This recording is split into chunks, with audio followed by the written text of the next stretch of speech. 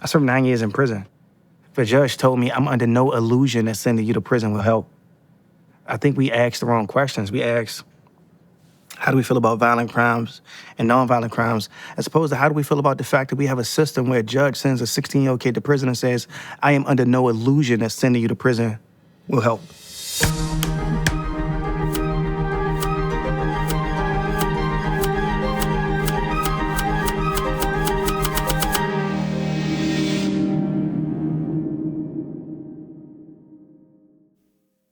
Your writing and legal work is obviously deeply informed by your family and community.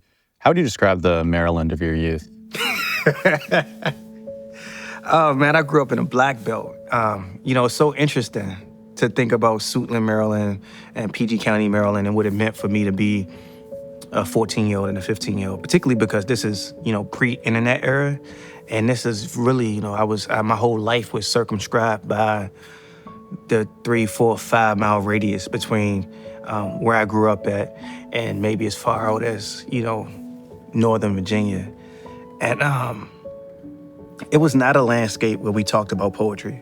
We talked about Tupac, and we talked about Biggie, and we talked about Nas. It was a landscape that was dominated by sound and by music. I mean, I used to do backflips as a kid. I mean, I used to do like 5, 10, 15 somersaults in a row. I think about my childhood landscape, and I know that it was crime and that it was violence. I know that we're talking about the 80s and the war on drugs. I remember the moments where we would go outside the next day and see the holes in the concrete and in the brick because, it was a shooting the night before.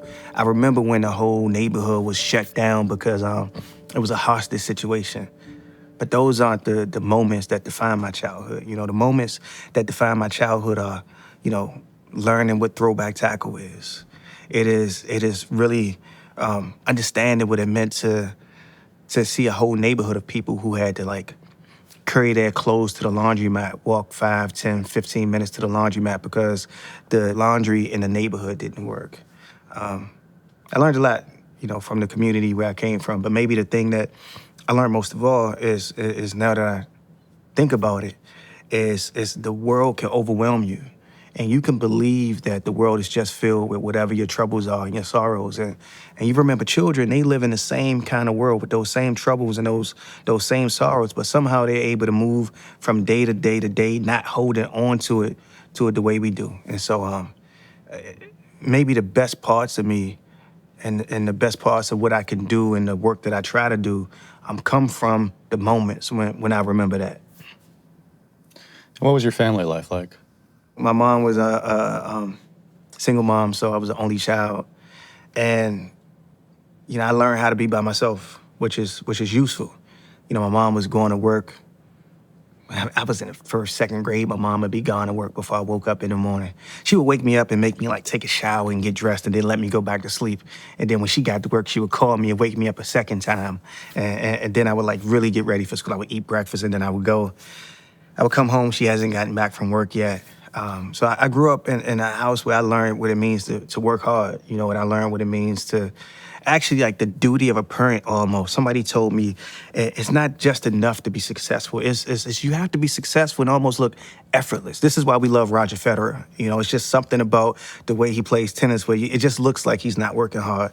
And my mom, I think she taught me that one of the responsibilities of a parent is to shield your child from whatever suffering, that they might be dealing with. And my mom did an amazing job at doing that. Talk to me a little bit more about that carjacking that you took part in at 16 that sent you to prison. What was going on in your life then that led to that moment, or is it still a mystery to you now?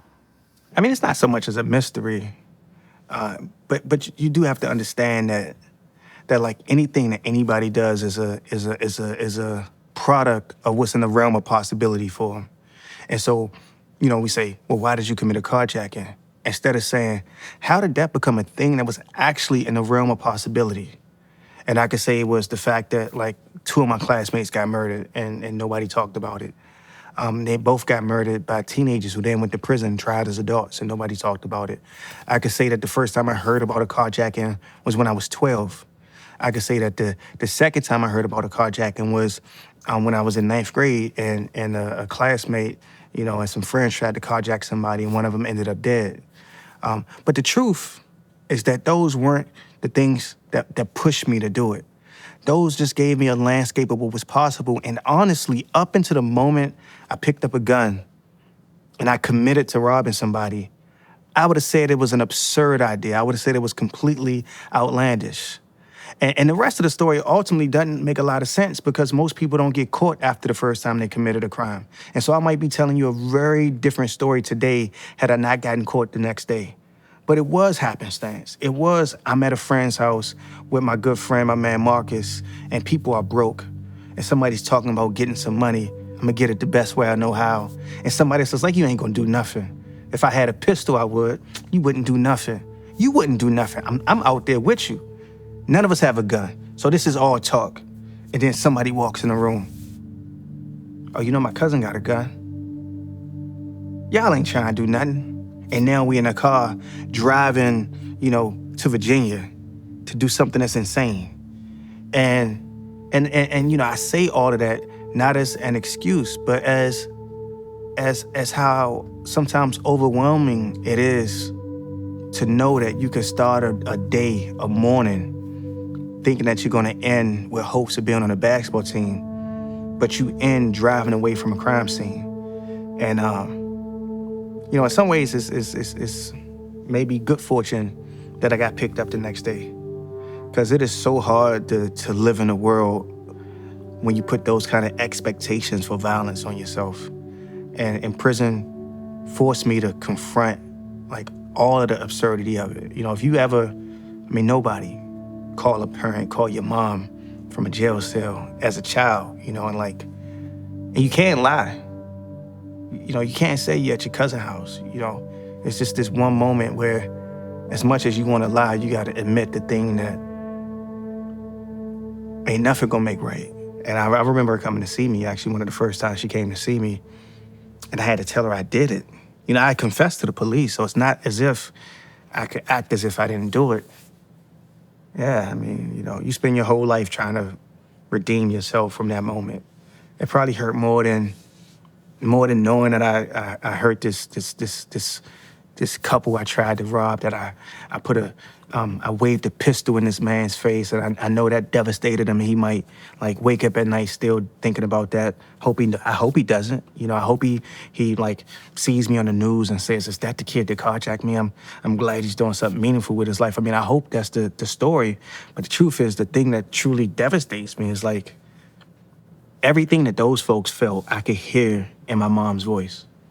And you just work, I think, some of us, we spend a whole life trying to work our way away from that moment that you can't rescind.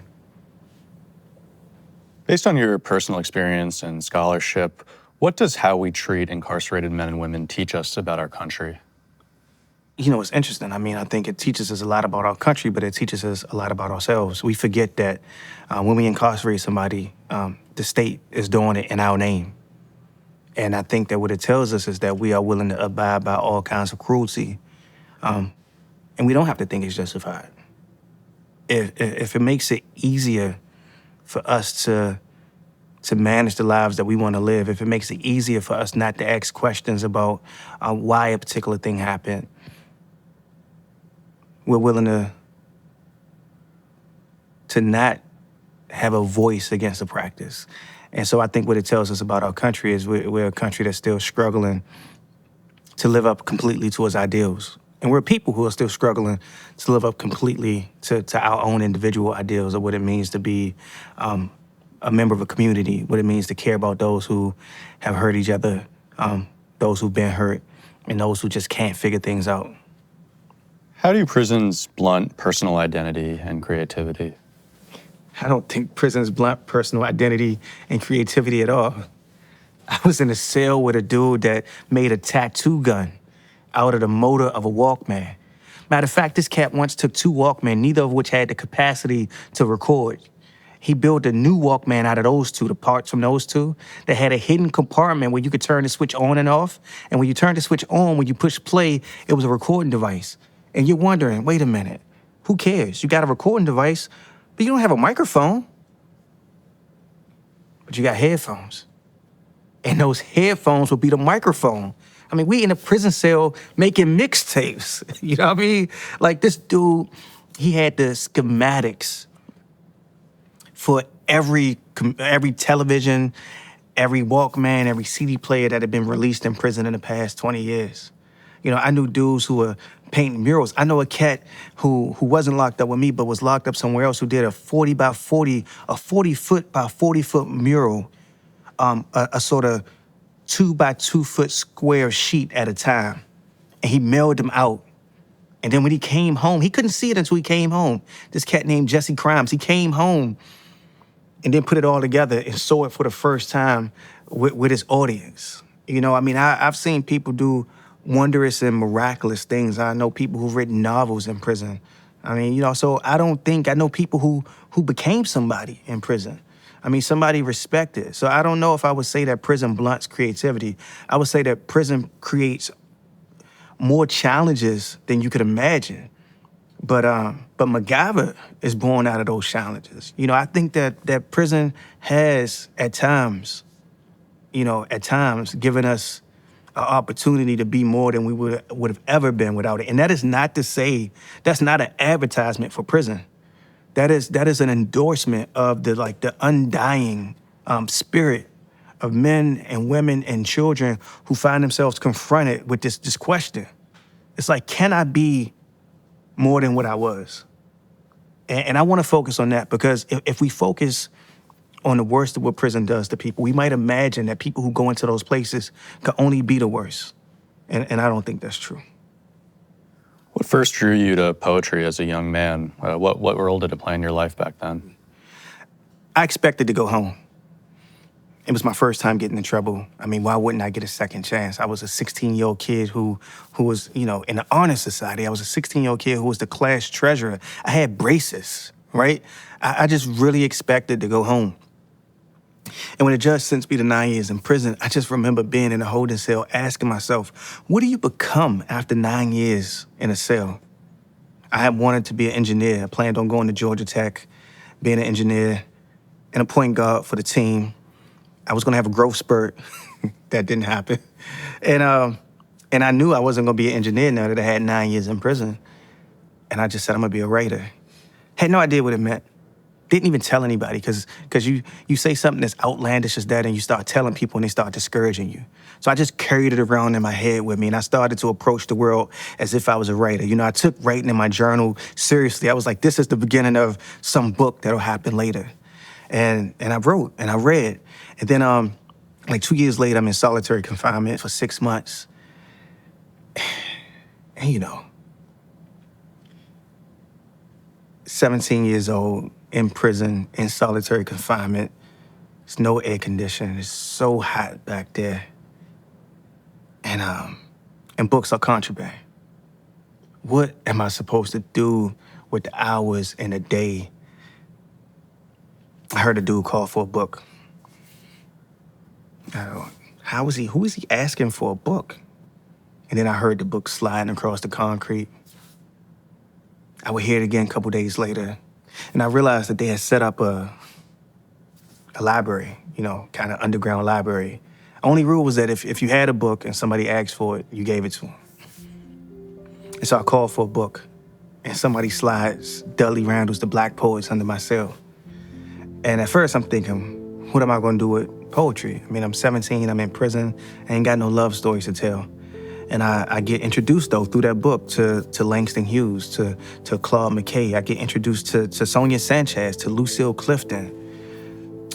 And it radically changed my life. And the reason, honestly, and I'll tell you this, the reason is because it was this cat named Etheridge Knight that was in the book, too. And Etheridge Knight had did time in prison. And he was writing poems about prison. And so all of a sudden, I had this medium that I could write about a whole world in 15 or 20 lines.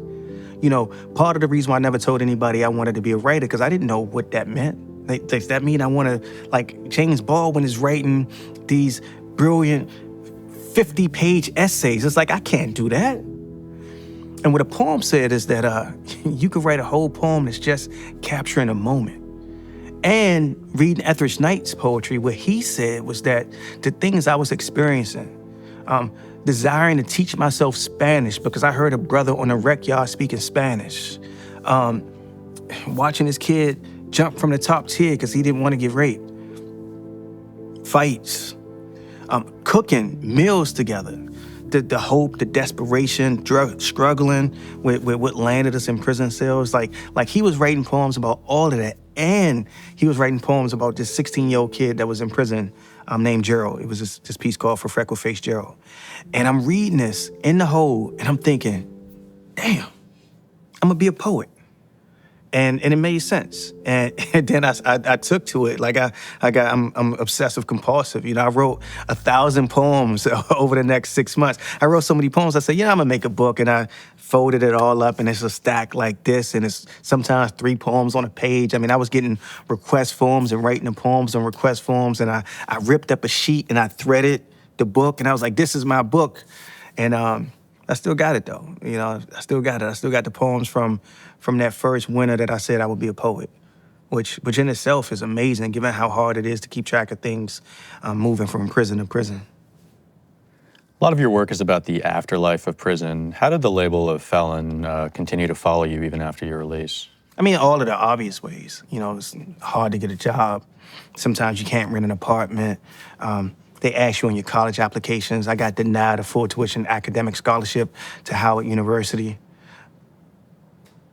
But in other ways, too, ways that are harder, really, to talk about. You know, like the first time you tell somebody that you just met who you've come to love, or you think you might come to love. So it's too early in a relationship for anybody to make a commitment. And yet, if you don't say this thing, I remember telling my wife, I told her on our second date, we're in the car. I was such a fool. You never get in a car with a woman and say, look, I got to tell you something. I should have did it out in public and be like, I wanted to talk to you about something. But I'm like, I got to tell you something. She's probably looking like, what does this fool got to say to me? I liked him, too. He about to mess everything up. And I told her I just came home from prison. I served 8.5 years in prison. And she went on the third date with me, so, and a fourth. And I proposed, and she ended up saying yes. So it worked out. But the thing is, like, it's something that you don't just carry in the world. It's something that everybody who loves you carries in the world. And it's easy for me to reduce what it means to carry that in the world to, like, Howard not giving me a scholarship, or this organization not giving me a job, or that organization not giving me a job, or me having to explain myself in front of these admissions officers. But that's not the thing. You know, the thing is, like, I know that I made a decision when I was 16 that, like, my children, if I'm fortunate enough to have grandchildren, my wife, my mom, like, everybody who loves me carries that with them. And it is no amount of success that makes, you would just give it up. You would be like, I would rather not carry that thing. I'm okay with, like, just having a job and not having that particular story and not giving everybody else that particular story. But that's the story I got, In your poem, Essay on Reentry, you recall having to tell your son about your past. How exactly did you describe it to him? Oh, man, he was 5, actually. It turns out that simple explanations work for children. It turns out that, first he was 5, so he had no real interest in like the details. And what I could see was that I had to tell him because I already told him, but it's never just one conversation. It's that first conversation, and then it's the second conversation, and then it's the third. And at this point, my children know more about prison than probably most Americans. They've heard me talk about my experiences more than really anybody else. And I think once you have a child, you hear this understanding that the story never gets told once. And that every time, like, I heard my kid, man, I heard my oldest son, they was talking about Ferguson. And he said something like, y'all just don't understand what it means to have a father that's been in jail.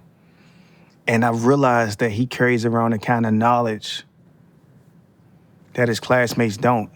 And when the issues of the world come into that classroom, and it's around police violence, and it's around prison, and it's around crime, that's when that other part of what he knows begins to mean something. And the question is always, will it mean something that he can gain insight from, that he can feel like it is not this burden that he carries, but that's on him. You know what I mean? It's literally not something that I could deal with. And so when I told his little brother for the first time, honestly, he was half asleep. You know, he just crawled in my arms, wanting to make sure that I was good for the night because I had been out, you know, hanging with friends. It was after I got sworn into the bar and we were sort of celebrating, and he just was waiting up because more than any of those things, you know, more than me being a lawyer, more than me being a poet, he wanted me to be his father, and that didn't come with the need even to tell him that piece of myself that we both knew I had to tell him. So alongside your poetry, you somehow found the time to graduate from Yale Law School. What drew you to law school in the first place, and how did you find life at a place like Yale? Unemployment, unemployment drew me to law school. I for real, you can hide from all of your debtors by going back to college again and again. And I couldn't get a job, man. And I figured if I was going to be unemployed, I'd rather be an unemployed Ivy League trained attorney, you know. And I had honestly, like I had taken a paralegal course while I was in prison. I had done all of this advocacy work, but I was struggling to find a job that would allow me to really help support my family. And law school just seemed like the right Hail Mary. And I applied and I got into a bunch of schools, and I chose Yale, one, because it was less. I chose Yale because it was less traffic than all the rest of the places. Oh man, they're gonna hate me when they hear that. But I loved the school. You know, like I got to be in the clinic in my first year. I, you know, got to work in the public defender's office. I had great classmates. I mean, people that I cared a lot about. Teachers that pushed me. And so I love my experience. And it didn't end the way I thought it would. I thought it would end as me being a public defender. I thought it would end as me like actively practicing law on a regular basis, but it was hard, you know what I mean? It's just like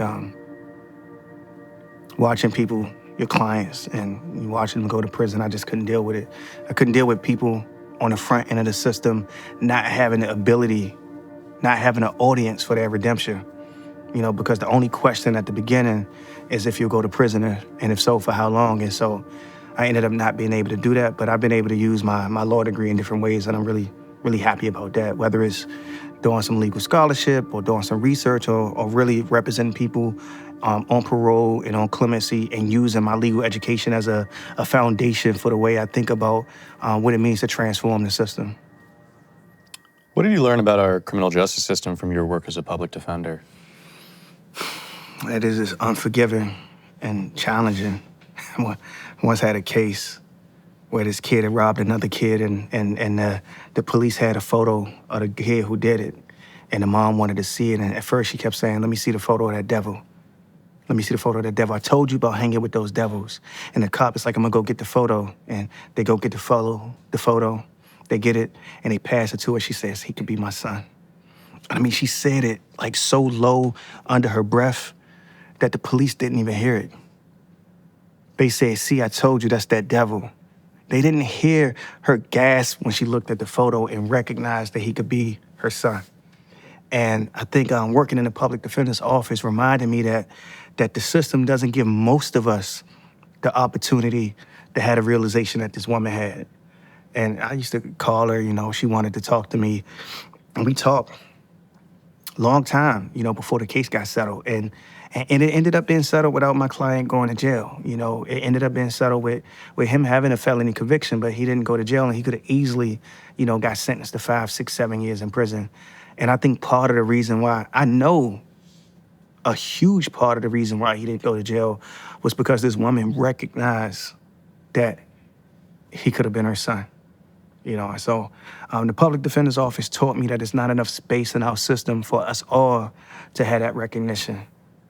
How can we balance our instincts towards vengeance with the need for compassion and the knowledge that prisons are so violent and ineffective? And again, prisons are violent, but it's not that prisons are just violent, and it's not that prisons are bad because they're violent. It's prisons deprive you of your ability to thrive in the world.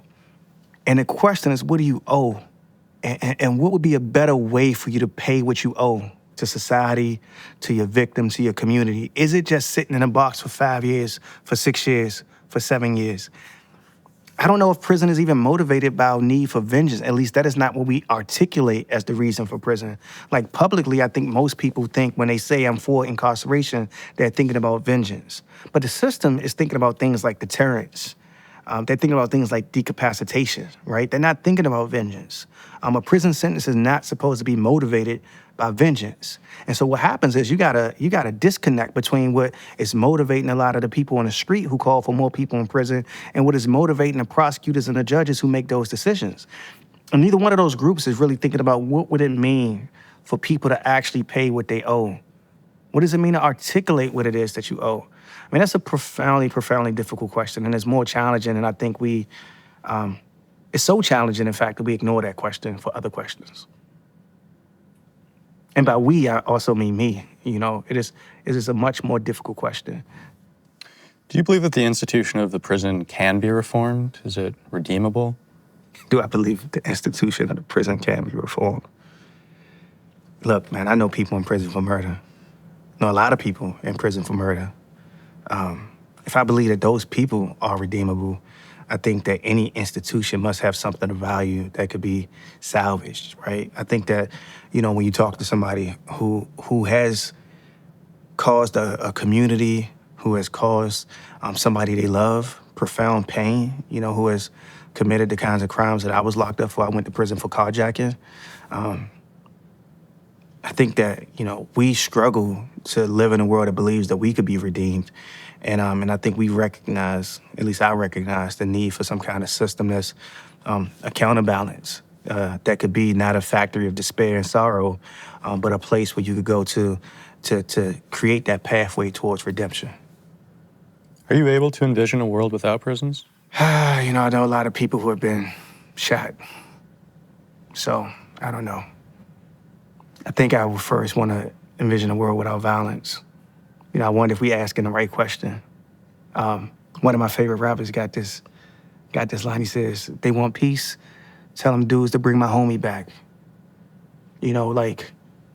I got this thinking some other really difficult questions. This book I thought was deeply powerful. It's called La Rose by Louis Eldridge.